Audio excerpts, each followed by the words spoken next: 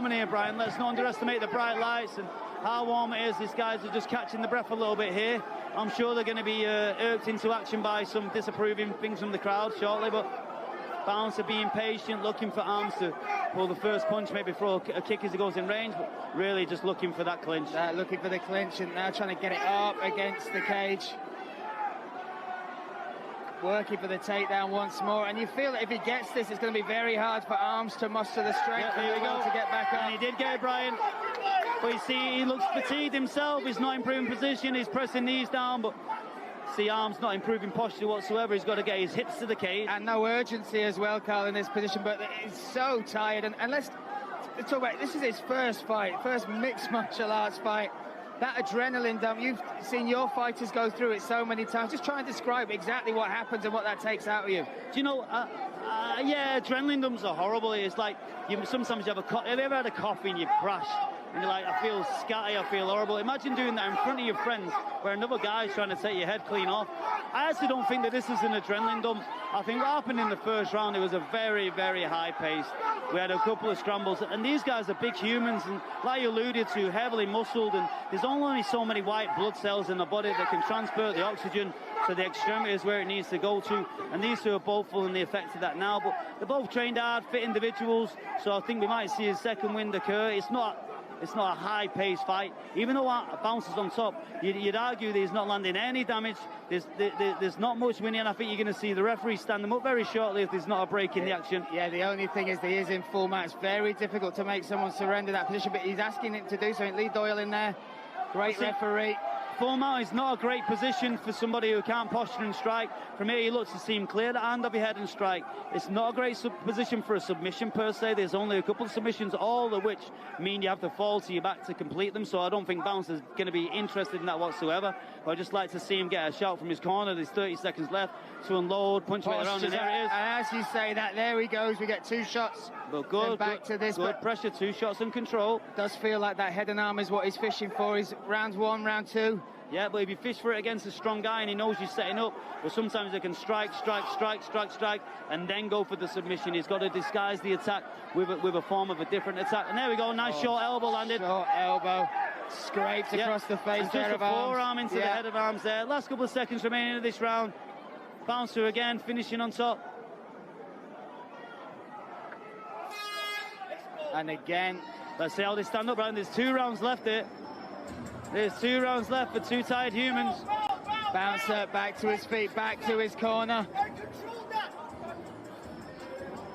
I'm going to go inside the corners here, see what adjustment these guys are making. And what would you look for? Like you said, we've had 2 dominant positions in rounds 2 and 3 from Bouncer. I mean, what would you look for? What would you be advising your corner? Well, it's pretty evident that Bouncer's looking to get inside, okay? We call it a clinch position, which means once I can get one of my arms underneath your armpit and I can really engage, put my chest on your chest, wear on you. If you notice, for the first 30 seconds of that last round, Bouncer was providing inactivity so that he'd use on the lack of patience of Armz, and Armz finally lost patience, and as soon as that occurred, Bouncer went for the clinch and pressed his chest against him. He knew he has a bit of a technical advantage there, whereas on the feet, I would argue it is 50-50. From Armz' standpoint now, if he's going to stand in the middle, he's got to throw. He has to throw. He can't enter the distance with anything else but a punishing strike. I think both guys are fatigued. If I can land one shot and a heavy shot, I think that could be all she wrote. And these are the championship rounds. Rounds 2, 3, rounds 1, 2, and 3 are done and dusted. Rounds 4 and 5 are upon us. Deep waters, Brian. This is deep waters. It's about who wants to swim the most, who's the biggest shark in there, who wants it, you know.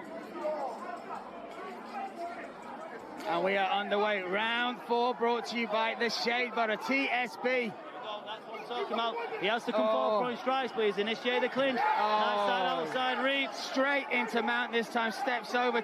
Within 10 seconds, we're back in this position. It's Groundhog Day all over again, Carl. Yeah, you've seen a very frustrated corner over there from Armz. I'm sure that wasn't a plan to walk forward, smother your work, and get taken down into mount, but you see that Bouncer again, a repeat of the second and third round, just looking to perhaps ride out the clock here. I'd just like to see him posture and strike. I think 2 or 3 now. I don't think Armz has the explosion to explode up.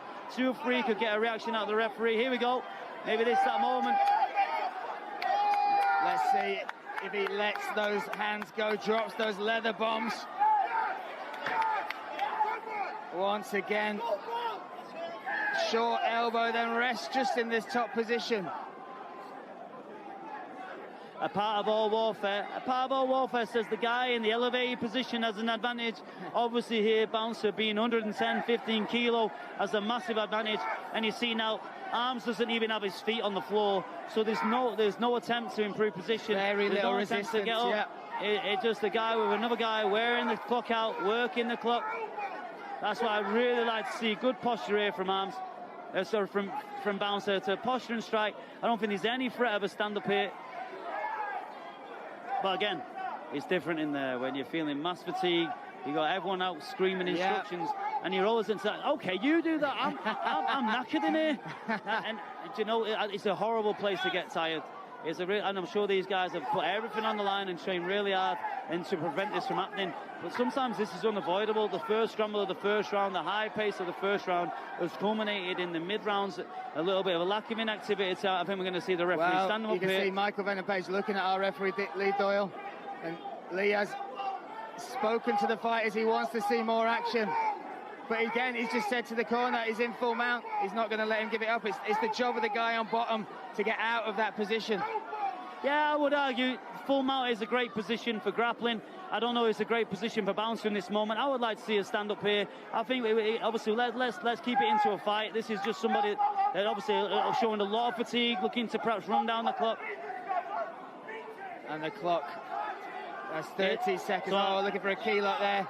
A key lock on Americana setup, which is obviously attacking the inside shoulder. Now Bouncer still burying that forearm into the throat there. You see a small little cut on the head of Armz.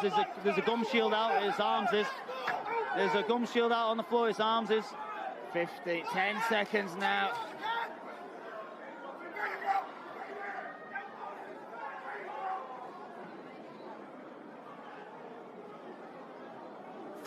And there we see, again, Bouncer finishing in that top position. Look how tired these men are. And he got that within 10 seconds, Carl. Arguably, you would want to see him do more with that sort of dominant position. Yeah, it is the war of attrition, isn't it? It's a guy getting into mount and looking to perhaps run the clock down a little bit and not be smirching with what we're here at. I really just think the first round was so fast. The first round was such a fast pace. For guys so big to keep up that same speed is a tough ask. I think now Armz has got to leave it out here. There's 3 minutes remaining. Even if it's just one flurry at the start, I think honestly here that both these guys are so tired, so fatigued. They're just getting on grit alone. I think our crowd would like to see a heavy start here, a big spectacle, a good altercation at the start. Fifth and final round is upon us. You can see there Michael Venom-Page getting his fight to dig deep. Can Armz Corleone turn this around? Will Bouncer get that top position? Will he be able to finish from that spot? I'm sure for the past 12 weeks, however long these guys have been training, they've been telling the coaches how much they want it. Words, actions. Let's see what you got, boys. 3 minutes left. 180 seconds. Who will claim this wicked and bad title? Referee calling the fighters to the center of the cage. 5 3-minute rounds of MMA. It's no joke, people. Everybody in the crowd there starting there thinking there's not been much of a spectacle these last 3 rounds. I invite you to get in there yourself. I think Lee Doyle is telling let's have some action. 3 minutes, 3 minutes. All the talk, all the training, all the sacrifice, all that is on the line now. It all comes down to this. We are underway, round 5, brought to you by Zen Lounge. Me, Brian Lacey, alongside Carl Prince here. Wicked and Bad 2. The 5th and final round. Oh, and over again. Can he resist the takedown? He might give his back up here, Carl.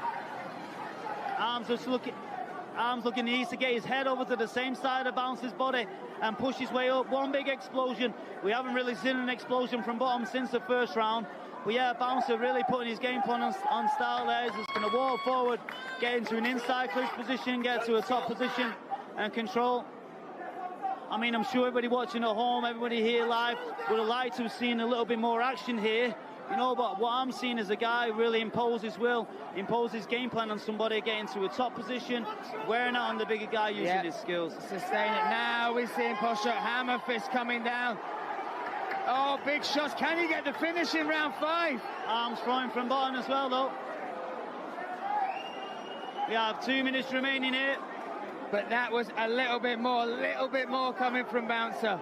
Yeah, a little bit more output, a little bit more of a sense to win. I think there's moments in this fight where I know that he's reserving energy, conserving energy, but there is moments in that way he would have just gone through the gears. He probably would have got Armz out of here, I think, with some big damage, like a couple of big elbows or some big ground and pound. Open him! Open him up! Open him! 1 minute 30. There's no disguising what the crowd are wanting here. Open him up like an email, they're asking. Open him! Oh, yes!